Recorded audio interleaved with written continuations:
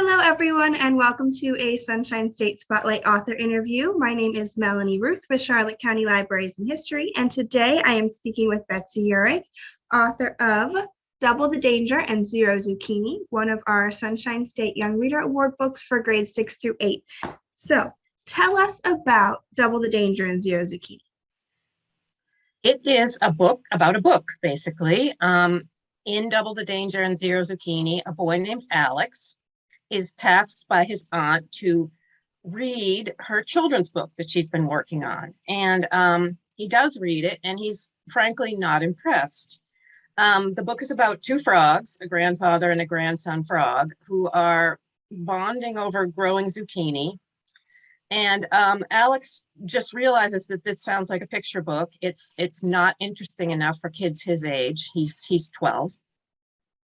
So he decides he's going to give her some advice about making it more interesting, which he does. And she sort of takes his advice, and she's being pretty good about it, but she's a little resistant. But finally they get going, and it starts to turn into more of a fantasy, where there's a kid who goes into a magical world and has a bunch of adventures and perils. And Alex decides, since he doesn't think he has much of an imagination of his own, he's going to have to act out some of the perilous situations in order to best describe them to his aunt, so she'll have really good details to put into her book.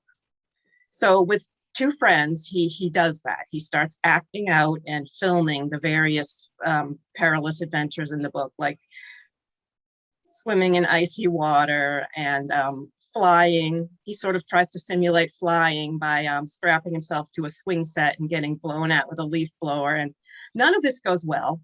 And he gets injured a number of times, but he has a great time doing it. And so they basically together turn the book into a best-selling fantasy series. How did you come up with the title? Was it like your inspiration, or did it come towards the end? Oh, it was very much at the end. I'd already sold the book, and the publisher was like, well, what should we call it? And I think there was a list of about 50 titles. And there was a lot of back and forth about it. But finally, we all decided that we liked the alliteration of Double the Danger and Zero Zucchini. And that sort of tells you what the book's about. Alex is suggesting that she double the danger and take out all the zucchini. So, yeah. That sums it up. Sorry, why did you write this book? I love writing kids' books. And I had a friend, a colleague at work, who had written a kid's book herself, a middle grade. And she told me that she'd asked her niece to read it for her and take a highlighter pen and basically point out all the parts that either didn't really make sense to her, didn't really work for her, whatever. And I thought, what a great idea, and how nice of the niece to do this. And, this was a great way to find out whether your actual audience, who's kids, is going to want to read your book, because you're an adult writing a book. But then I got to thinking one day, what would have happened if her book just hadn't been very interesting? What if her niece had basically taken the highlighter and, started crossing out whole pages? How would that have worked for both of them? How would the aunt have taken the criticism, and how would the niece have delivered it?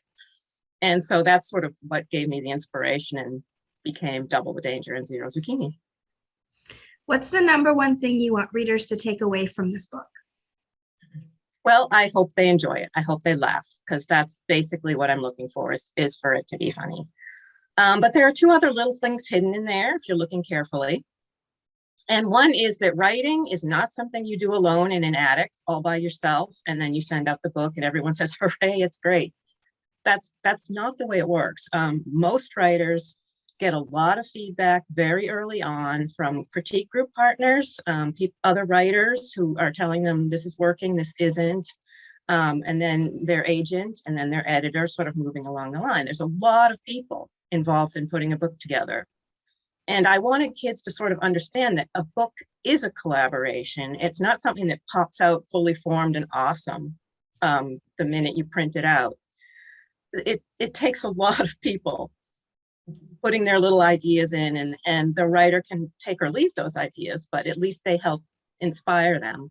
So that's one part of it. The book writing is really a collaboration, and you're not expected to be Mr. or Mrs. Perfection doing that by yourself. The other thing is that Alex, at the beginning of the book, is not one to sort of ask for help. He had a bad experience asking for help, and it caused him a lot of grief and embarrassment, and he doesn't want that to happen again. So he's the type of person who will try to go it alone, who will try to, doesn't want to make a big deal out of things, doesn't want to ask for help. And he learns through the course of the book that, of course, you have to ask for help sometimes. And he ends up in a situation toward the very end of the book where he really needs to, call the authorities because someone he knows has had an accident. And he manages to do that in spite of being very nervous about it. And he sort of, there's that slight takeaway of don't be afraid to ask for help. But mostly it's meant to be funny. And it was funny. I loved it. Alex is described as a reluctant reader. Would you say you geared this book towards reluctant readers, like with the short chapters and the fast-moving story? Yes, that's what I was thinking about. I was thinking about someone like Alex who he's not going to sit there and wade through a bunch of descriptions of nature or something. He wants stuff to happen, and he wants to be engaged, and he wants to feel like he's involved in the book. She certainly does with his aunt's book. So yeah, that's what I was sort of hoping that a kid who might not love reading long chapters or, very involved descriptions of, the character's lunch or whatever would be interested in something that sort of moves along at a clip, and you can read a bunch of chapters at the same sitting if you want to. I hope that worked. Yes, definitely. One of my favorite parts of the story was all of the alliteration. Was that hard to think of, or did it come naturally? It's not hard to think of. You have to use a thesaurus sometimes because if you have the one word that begins with S and you're looking for the other word, sometimes you do have to look up synonyms for this and see if you can find the one that begins with S. And if you can't, you have to sort of start over again until you can reach something. But actually, it's really fun to do. Did you test out any of the stunts in this book like Alex and his friends do? I did not. I'd still be hanging from a tree limb or something if I had. But there is one stunt that is sort of what gets them all into trouble at the end, involving a sewer drain, if you may recall. And I was a little worried that actually it wouldn't work, that you couldn't.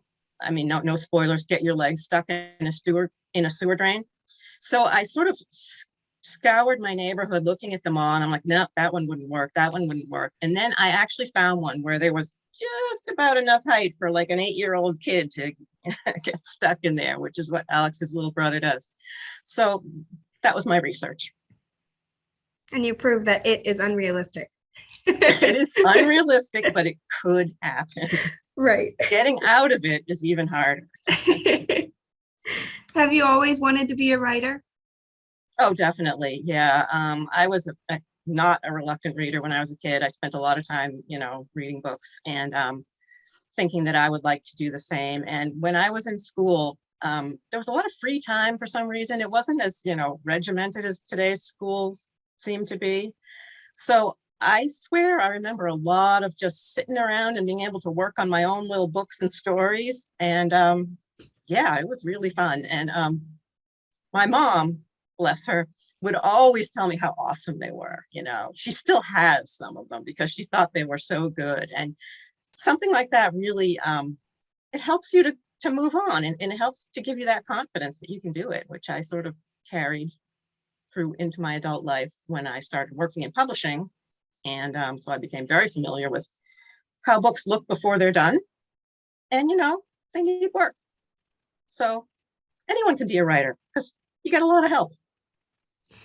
What advice would you give to a child who wants to become a writer?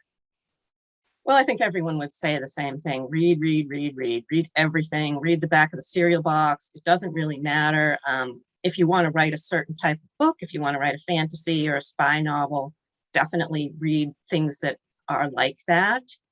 But and then you start to sort of get into your head how it goes, how a story is made, how a mystery is made, because there are certain steps And in Double the Danger, you sort of are given the steps to write a fantasy in some ways, because he's like, oh, this is missing, this needs to be there.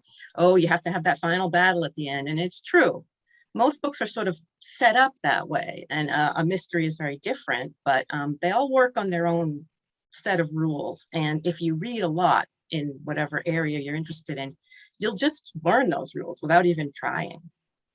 And then the other advice I would give is to write a lot, obviously, and don't worry about whether your writing is perfect. Just keep doing it, because everyone's first draft looks pretty terrible. And then you start to edit it and work on it and get some advice, maybe from your nephew. And you can really make it into something you're proud of. Where does your inspiration come from? Probably my own middle school years. There's a lot to pack in during those years. It's sort of a stage where you're learning so much about life, but you're also getting really self-conscious and maybe, you know, kind of growing into your feet or whatever. And all that involves some awkwardness. And it gives you a lot of inspiration for if you grow up to be a writer, just to, you know, have a bunch to work with from those years. What would you say is the easiest and the hardest parts of writing a book? For me, the hardest part is the plot. I mean, I always kind of know who my character is and what they sound like in my head and who their friends are. And I love to write conversations. I love to write arguments, like when kids are like disagreeing about something. Those are hilarious and fun to write. But if I actually have to, you know, come up with, oh, what's actually going to happen and why did it happen? And then what did they do? I tend to reach a point about 2/3 of the way through a book I'm working on where I'm like, I don't actually know what I'm going to do next. And sometimes I take some time off to sort of think about it. But it is that pause moment that for me, that's the hardest, when it's like, all right, now you have to finish up. You have to keep writing at some point. You do, and you have to put an ending on there, you know, no one wants, and then some stuff happened, you know, the end. It's not very satisfying. What are some of your favorite books or series that you've read? For middle grade kids, my favorite book of all time was Harriet the Spy. Loved that book. I don't know if people still read it much today. It's definitely still in print. Today's middle grade, I love to read fantasy, even though I don't really write it or haven't written it yet. Things where little magical things happen. One of my favorite series is by Terry Pratchett, the Tiffany Aching books, which are set in the same world as his adult books, Discworld, but it's about a sort of teen witch. And they're hilarious, and I highly recommend them. Jonathan Stroud's Ghost series, Lockwood and Co. Just brilliantly done for slightly older middle grade. It's a little bit scary. But it's a series of, I think, 5 books that are just, there's a mystery in each book that gets solved, but there's also an overarching mystery through the whole series that also gets solved, and it's just incredibly involving and satisfying. And then my last question is, what are some things you enjoy doing other than writing? Reading. I read a lot, adult books and kids books. I also enjoy making little things out of needle felting. I don't know whether anyone knows what that is, but you can make little animals and objects out of felt by stabbing at it tons and tons of times over and over again with a special needle. And there's something very satisfying about just stabbing away until you get what you want. It's a little like writing that way. You can sort of take something that's kind of unformed and just keep making it do what you want it to do. So I do a lot of that in my spare time. That's awesome. Well, thank you so much for talking with me today. It was so great to hear about your inspiration, and I hope that readers are now going to be able to take more away from your book, having heard from you some of the things that went into it. I hope so. And they can definitely check out my website for a little more background on the book, betsyuhrig.com. And thank you so much for having me. Thank you.